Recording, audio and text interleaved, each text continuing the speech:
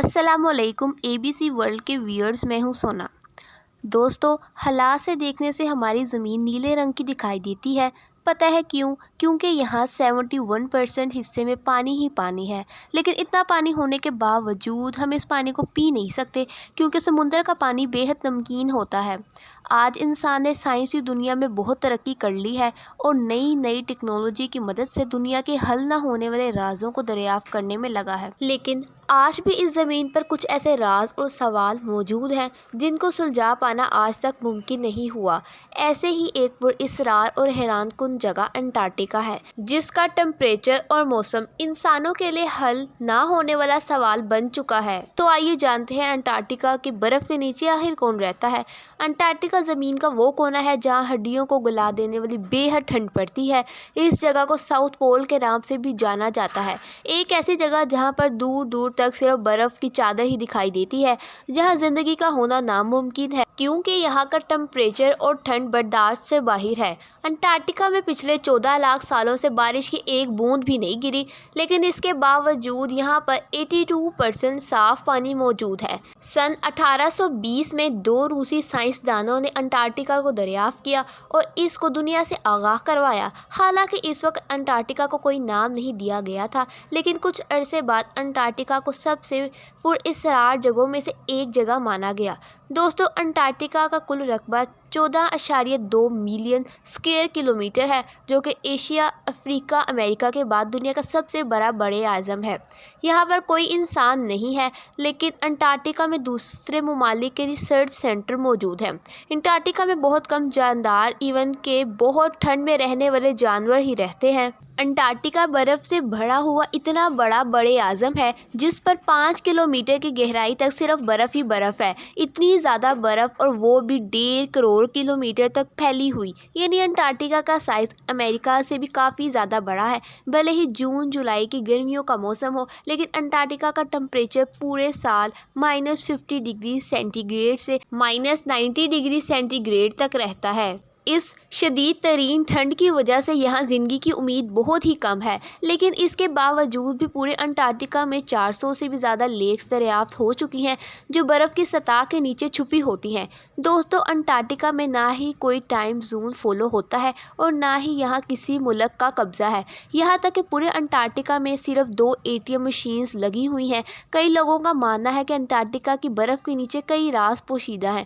کچھ کا تو یہ بھی ماننا ہے کہ برف سے ڈھکے ہوئے اس پراسرار کانٹیننٹ کے نیچے ایک الگ ہی دنیا بستی ہے، لیکن ریسرچرز اس مسٹیریس کانٹیننٹ کے پوشیدہ رازوں کو فاش کرنے کے لیے دن رات محنت کر رہے ہیں۔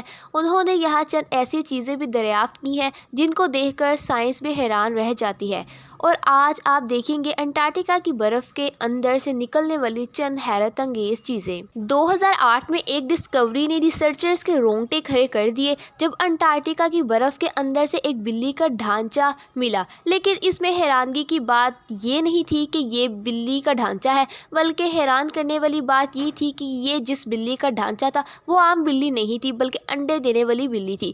جب ریسرچ لیب میں اس بلی پر مزید ریسرچ کی گئی تو معلوم پڑا کہ یہ جانور کم سے کم بھی 2 کروڑ 50 لاکھ سال پہلے زمین پر پایا جاتا تھا۔ 2014 میں آرکیولوجسٹ کو انٹارکٹیکا سے انتہائی حیران کر دینے والی انسانی کھوپڑیاں ملی۔ حیرانی کی بات یہ تھی کہ انٹارکٹیکا میں ملنے والی یہ پہلی انسانی کھوپڑیاں تھیں، اور دوسری حیرانی کی بات ان کھوپڑیوں کی شیپ تھی۔ جی ہاں، نارمل کھوپڑیوں کے مقابلے میں یہ کھوپڑیاں کافی الگ دکھتی تھیں کیونکہ ان کے سر ضرورت سے بھی زیادہ باہر نکلے ہوئے تھے۔ سائنسدانوں کا ماننا تھا کہ کھوپڑیوں کی ایسی شکل بچپن سے ہی عجیب عادتوں کی وجہ سے بنتی ہے، اور یہ عادتیں ہزاروں سال پہلے اینشینٹ سویلائزیشن میں اپنائی جاتی تھیں۔ اس طرح کی کھوپڑیاں آرکیولوجسٹ کو ایجپٹ اور پیرو سے بھی مل چکی ہیں۔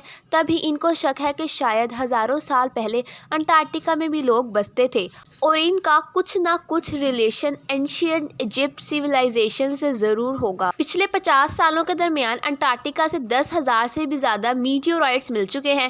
میٹیورائٹس ٹھوس پتھر کے ایسے ٹکڑے ہوتے ہیں جن کا تعلق ہماری زمین سے نہیں ہوتا، बल्कि वो किसी और प्लेनेट से टूट कर आए होते हैं। साइंसदानों का मानना है कि मिलने वाले मेटियोरॉइड्स में से कई 7 लाख साल से भी ज़्यादा पुराने हैं। वैसे तो ये पता लगा पाना बहुत ही मुश्किल है कि इन मीटियोरॉइड्स का ताल्लुक किन सितारों या प्लैनेट से है, लेकिन 2002 में अंटार्कटिका पर गिरने वाला एक छोटा मीटियोराइड 2015 में डिस्कवर किया गया था और साइंस का मानना है कि ये कहीं और से नहीं बल्कि मार्स से टूटकर आया है, क्योंकि इस मीटियोरॉइड के अंदर ऐसे बैक्टीरिया थे जो मार्स पर पाए जाते हैं। अंटार्कटिका में बर्फ़ की गहराई 5 किलोमीटर है और ये पूरे अमेरिका से भी बहुत बड़ा है, लेकिन साइंसदानों को यहाँ से कुछ ऐसे सबूत मिले हैं जिनको देखकर ये अंदाज़ा लगाया जाता है कि लाखों साल पहले ये जगह रहने के काबिल हुआ करती थी।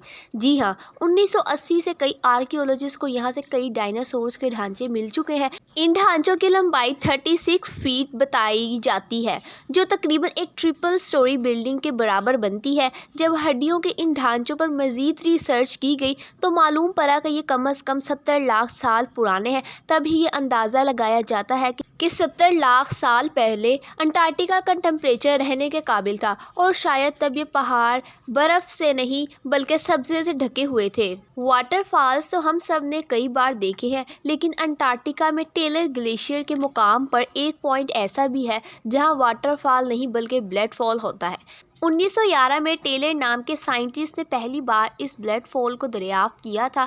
कई सदियों तक यही माना जाता था कि वाकई इस ग्लेशियर के अंदर से खून बहता है, लेकिन मॉडर्न साइंस ने जब इस पर मज़ीद रिसर्च की तब इनको जो मालूम पड़ा वो इससे भी ज़्यादा हैरत अंगेज़ था। मालूम पड़ा कि इस ग्लेशियर के नीचे बहुत बड़ा पानी का डैम है, लेकिन इसमें मौजूद पानी की खास बात ये थी कि इसमें सी वाटर से भी 3 गुना ज़्यादा नमक मौजूद था, जिसकी वजह से ये फ्रीज़ नहीं होता। साथ साथ इस पानी में पहाड़ से निकलने वाला आयरन भी मौजूद है।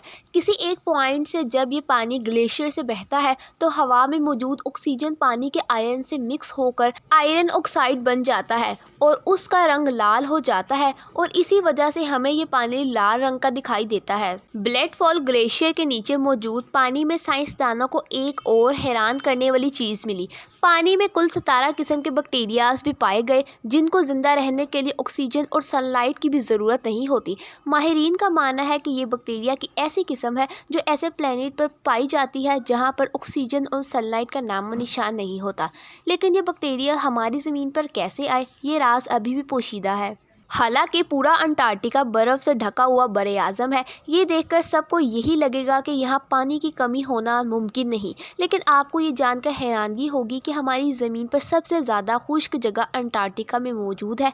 ये ड्राई वैली अंटार्कटिका में ही दरियाफ्त की गई थी, जहाँ पर पिछले 20 लाख सालों से एक मरतबा भी बारिश नहीं पड़ी, क्योंकि इस ड्राई वैली में तेज़ तरीन हवाओं का राज है। इनकी स्पीड 320 किलोमीटर पर आवर तक जाती है। इसी वजह से साइंसदानों का मानना है कि तेज़ हवाओं की वजह से यहाँ मौजूद पानी का कतरा कतरा इवेपोरेट हो चुका है।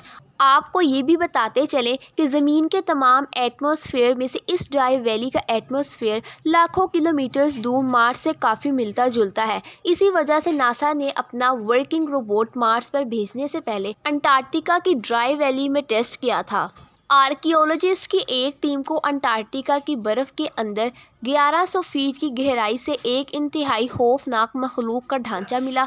ये पता लगाने के लिए कि ये ढांचा कौन से जानवर का है कई एक्सपेरिमेंट्स किए गए, लेकिन हैरत अंगेज़ तौर पर इसका स्ट्रक्चर किसी भी जानवर से मिलता जुलता नहीं था। इस खौफनाक ढांचे की लंबाई 8 फुट बताई जाती है, जिसकी हड्डियाँ बाहर को निकली हुई हैं। कई सालों की मेहनत के बाद भी आज तक ये पता नहीं लगाया जा सका कि ये जानवर कौन सा था और आखिर इस ज़मीन पर आया कहाँ से था। अगर आपको मेरी वीडियो अच्छी लगी तो मेरी वीडियो को लाइक, चैनल को सब्सक्राइब कर दें और बेल आइकन को प्रेस कर दें और अपनी राय का इज़हार ज़रूर करें।